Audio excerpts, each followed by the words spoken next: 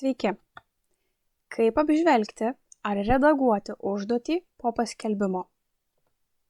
Norėdami apžvelgti užduotis, kurias jau pateikėte savo moksleiviams, keliaukite į klasės skiltį, pasirinkite jus dominančią užduotį, tada spauskite peržiūrėti užduotį.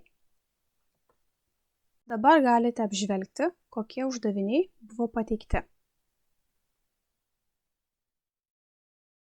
Redaguoti užduotį galite tik tokiu atveju, jeigu esate promokytojas, tai reiškia, kad galite redaguoti tik pro klasėms pateiktas užduotis. Norėdami redaguoti užduotį, pasirinkite priskirtų užduočių skiltį ir spauskite redaguoti. Taip pat užduotis redaguoti galite per šią skiltį kairėje pusėje.